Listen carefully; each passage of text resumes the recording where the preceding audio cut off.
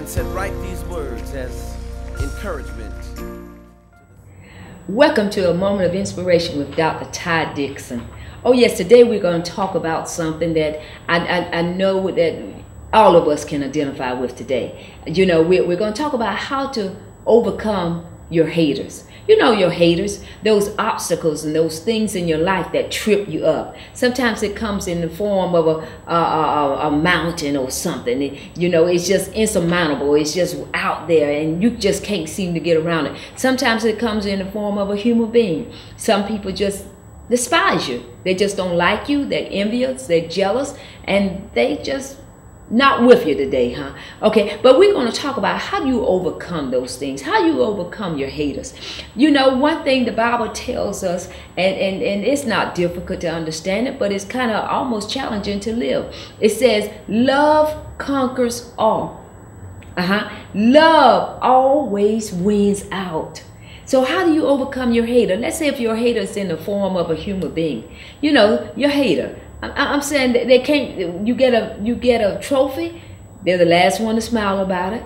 You get a promotion on the job, they're looking at you on the other side of the room and just kind of rolling eyes in there. You make an A on your best test, they sitting in the back of the class throwing spitballs. You know your haters. You know they come in all different forms, and it's something about you that they just don't like. The first thing you got to understand is readdress it. The hater, the person that's hating you is not hating you personally. I'll let that sink in. They don't hate you personally. They hate what you represent. They hate your spirit of excellence. They hate your willingness to succeed. They hate your go-to-itness. They hate your strength. They can't figure out why they can't be like you. So don't take it personal. Don't take it personal when people hate on you. It's not about you. So that's why the Bible tells us to love our enemies. Do you realize that sometimes people don't know why they don't like you? They just don't. So Jesus gave us a word of wisdom. He said, love them. Pray for them. Do good to them. Because if you would reverse the whole thing around, how would it feel that if you were the hater and you didn't like somebody and couldn't even explain why? You know that's tormenting. And so let's get back in our place. Love the person. Pray for them. I'm not saying that you got to embrace them and tell you all your business and tell them the next dream you have. Tell them what your aspirations are, but I guarantee they'll trip you up. But I am saying pray for them and love them and understand that they need the Christ in their lives. Pray that they get saved. Pray that God touch their hearts. Another way you want to overcome your haters, and I'm going back to what I said before, walk in wisdom.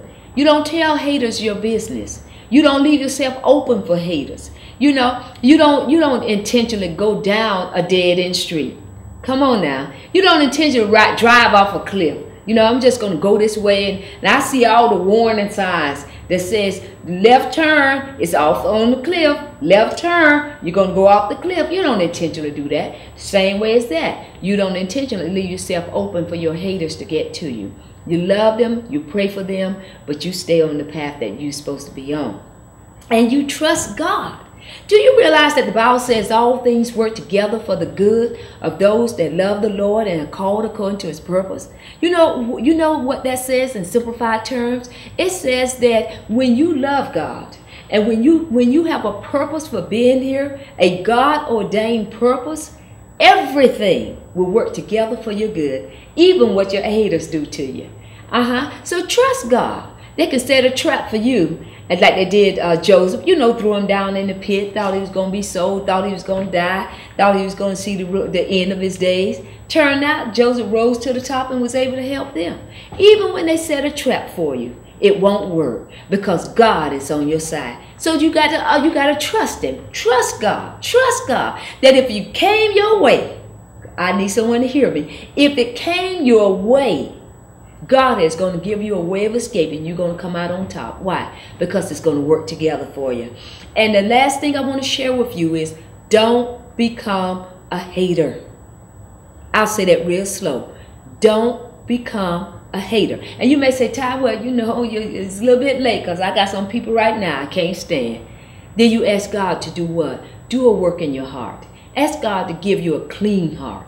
and a right spirit. Ask God to give you the ability to what? Forgive those people that hurt you. You know, sometimes hurting people hurt people. And you need the power of God in your life. That when you have been hurt, when you've been abused, when you've been trapped up, and then you cause yourself to lose something, those things, you know, you bump your head and they laugh because they set up the wall so that you can bump your head. Those things are very painful. I will never minimize your pain. But what I am saying is God does not want you to be that. He doesn't want you to give a tit for a toe. He don't want you to do that. So you ask God, God, give me strength not to fight back. And if by chance you've been fighting back with your mouth or doing things that you know you shouldn't be doing, just ask God to forgive you and do right. Don't become a hater. All right? How you overcome your haters? Understand, love conquers all. You want to walk in wisdom. Trust God. And don't become a hater. You are the overcomer. That's how you're going to make it on the high road. God bless you. Thank you so much for sharing another moment of inspiration with Dr. Ty Dixon. Let me speak life.